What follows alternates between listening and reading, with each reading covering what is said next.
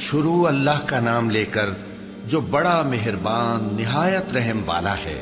اے پیغمبر صلی اللہ علیہ وآلہ وسلم، جو عورت تم سے اپنے شوہر کے بارے میں بحث و جدال کرتی اور اللہ سے شکایت رنج و ملال کرتی تھی، اللہ نے اس کی التجا سن لی اور اللہ تم دونوں کی گفتگو سن رہا تھا۔ کچھ شک نہیں کہ اللہ سنتا ہے، دیکھتا ہے۔ جو لوگ تم میں سے اپنی عورتوں کو ماں کہہ دیتے ہیں وہ ان کی مائیں نہیں ہو جاتی، ان کی مائیں تو وہی ہیں جن کے بطن سے وہ پیدا ہوئے۔ بے شک وہ نامعقول اور جھوٹی بات کہتی ہیں، اور اللہ بڑا معاف کرنے والا ہے، بخشنے والا ہے۔ اور جو لوگ اپنی بیویوں کو ماں کہہ بیٹھیں پھر اپنے قول سے رجوع کر لیں تو ان کو قربت سے پہلے ایک غلام آزاد کرنا ضرور ہے۔ مومنو، اس حکم سے تم کو نصیحت کی جاتی ہے اور جو کچھ تم کرتے ہو اللہ اس سے خبردار ہے۔ اب جس کو غلام نہ ملے وہ قربت سے پہلے لگاتار 2 مہینے کے روزے رکھے، پھر جس کو اس کا بھی مقدور نہ ہو اسے 60 محتاجوں کو کھانا کھلانا چاہیے۔ یہ حکم اس لیے ہے کہ تم اللہ اور اس کے رسول کے فرما بردار ہو جاؤ، اور یہ اللہ کی حدیں ہیں، اور نہ ماننے والوں کے لیے درد دینے والا عذاب ہے۔ جو لوگ اللہ اور اس کے رسول کی مخالفت کرتے ہیں وہ اسی طرح ذلیل کیے جائیں گے جس طرح ان سے پہلے لوگ ذلیل کیے گئے تھے، اور ہم نے صاف صاف آیتیں نازل کر دی ہیں، اور جو نہیں مانتے ان کو ذلت کا عذاب ہوگا۔ جس دن اللہ ان سب کو جلا اٹھائے گا تو جو کام وہ کرتے رہے ان کو جتائے گا۔ اللہ نے وہ سب کام لکھوا رکھے ہیں اور یہ ان کو بھول گئے ہیں، اور اللہ ہر چیز سے واقف ہے۔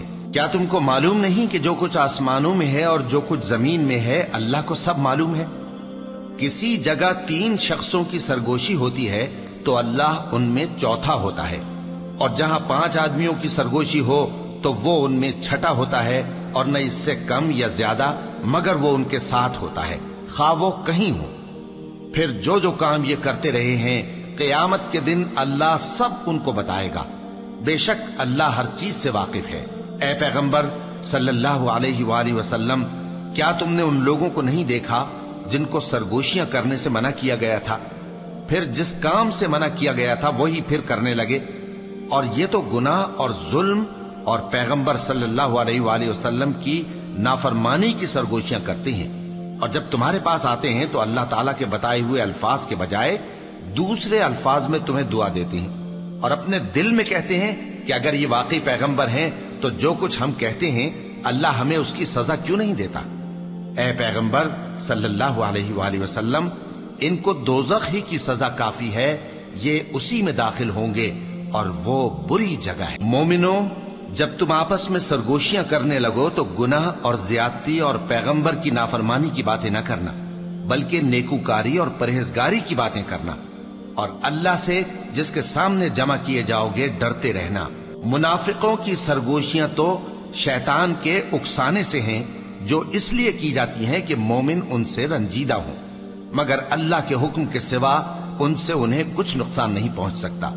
تو مومنوں کو چاہیے کہ اللہ ہی پر بھروسہ رکھیں۔ مومنوں، جب تم سے کہا جائے کہ مجلس میں کھل کر بیٹھو تو کھل کر بیٹھا کرو، اللہ تم کو کشادگی بخشے گا، اور جب کہا جائے کہ اٹھ کھڑے ہو تو اٹھ کھڑے ہوا کرو۔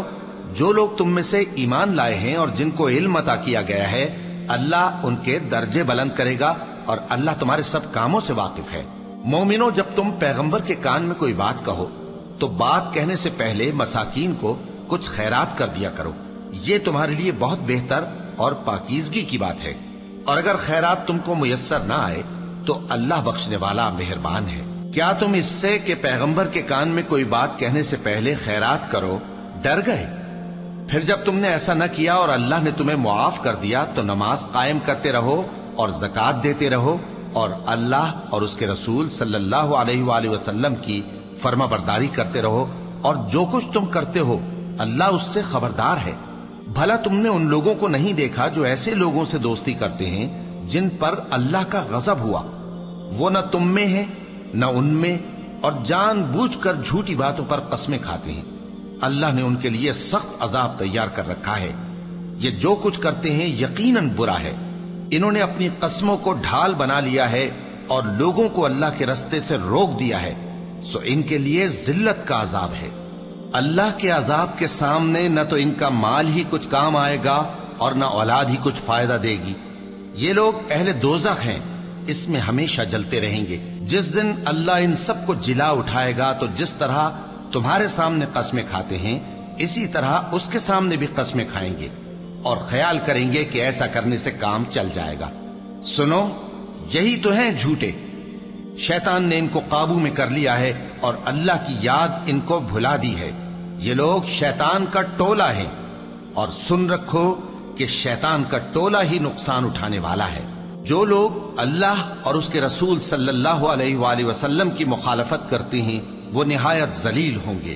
اللہ نے یہ بات لکھ دی ہے کہ میں اور میرے پیغمبر ضرور غالب رہیں گے۔ بے شک اللہ زور آور ہے، صاحب اقتدار ہے۔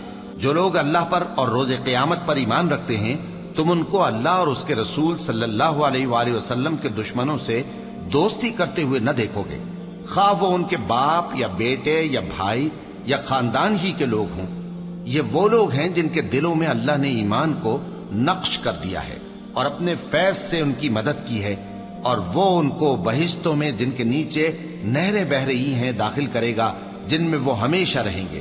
اللہ ان سے خوش اور وہ اللہ سے خوش۔ یہی لوگ اللہ کی جماعت والے ہیں۔ سن رکھو کہ اللہ کی جماعت والے ہی کامیاب ہوں گے۔